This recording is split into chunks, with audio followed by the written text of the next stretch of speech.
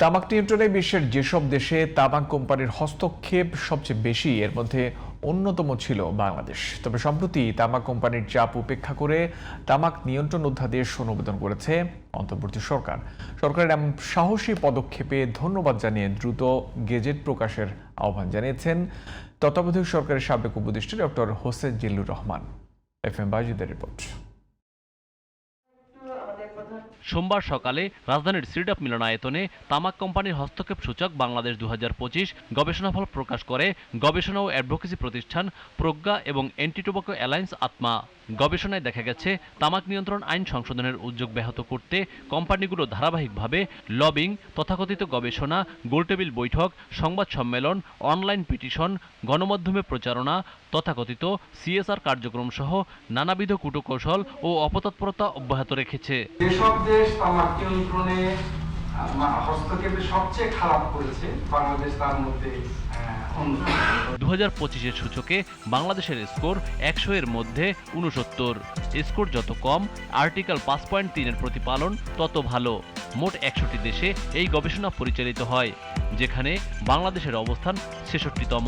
নেপাল, ভারত, পাকিস্তান, শ্রীলঙ্কা ও মালদ্বীপের অবস্থান যথাক্রমে 43, 59, 54, 45 ও 39।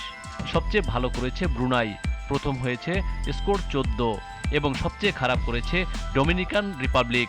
গবেষণায় দেখা গেছে 2008 সালে আর্টিকেল 5.3-এর নির্দেশিকা গ্রহণের প্রায় 2 দশক পরেও বাংলাদেশের সকল সরকারি প্রতিষ্ঠানের জন্য আর্টিকেল 5.3-এর আলোকে আচরণবিধি বা নীতিমালা প্রণয়ন ও বাস্তবায়ন করা হয়নি।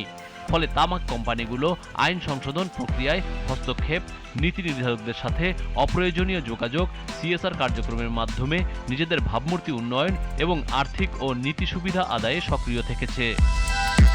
তামাক ব্যবহার নিয়ন্ত্রণ সংশোধন অধ্যাদেশ 2025 দ্রুত চূড়ান্তকরণে নতুন তামাক কোম্পানি ও বিনিয়োগ নিষিদ্ধকরণ, অর্থনৈতিক অঞ্চল ও রপ্তানি প্রক্রিয়াকরণ অঞ্চলে নতুন তামাক কারখানার অনুমোদন না দেয়া প্রভৃতি উল্লেখ করা হয়েছে।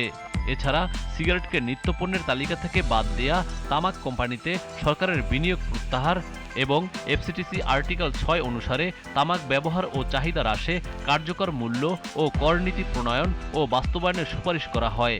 আগামী জাতীয় সংসদ নির্বাচনে রাজনৈতিক দলগুলোর তামাক নিয়ন্ত্রণে তাদের ভূমিকা কি হবে তা জানানো উচিত বলে জানান বক্তারা। নির্বাচনে যারা আপনি আসবেন তাদের কাছে প্রশ্ন করার অন্য একটা প্রশ্ন থাকতে পারে, দলগুলি বা ম্যানিফেস্টোতে তারা বলবে যে আপনার ম্যানিফেস্টোতে এই যে ব্যাপকটা হেলথ হ্যাজার্ড এবং এপিডেমিক দুর্নীতিগুলো এইটা প্রোটেকশন আপনারা কি করবেন? অনুষ্ঠানের প্রধান অতিথির বক্তব্যে বিশিষ্ট অর্থনীতিবিদ ও সাবেক তত্ত্বাবধায়ক সরকারের উপদেষ্টা ডক্টর হোসেন জিল্লুর বলেন, তামাক নিয়ন্ত্রণ অধ্যাদেশ অনুমোদন করে অন্তর্বর্তী সরকার সাহসী পদক্ষেপ নিয়েছে। দ্রুত গেজেট প্রকাশের আহ্বান জানান তিনি। অন্তর্বর্তীকালীন সরকার এই যে প্রাথমিক এই আইনটা পাশ করেছেন, তার জন্য তাদেরকে আমরা অবশ্যই ধন্যবাদ জানাই এবং আমরা আশা করব যে এটাই শেষ পদক্ষেপ নয়, এটার পরবর্তী পদক্ষেপগুলো বিশেষ করে গ্যাজেট আকারে যা পাশ হয়েছে সেটা যেন প্রকাশ হয়, সেই পর্যায়গুলো যেন অতি দ্রুত অতিক্রম হয়। আত্মার কো-কনভেনর নাদিরা কিরণের সঞ্চালনায় অনুষ্ঠানে গবেষণা ফলাফল উপস্থাপন করেন প্রজ্ঞার head of programs Hasan Shahriar. গবেষণায় ফল প্রকাশ অনুষ্ঠানে বিভিন্ন গণমাধ্যম সহ তামাক বিরোধী সংগঠন এবং সুশীল সমাজের প্রতিনিধিরা অংশগ্রহণ করেন। FM Baizid, GTV news, Dhaka.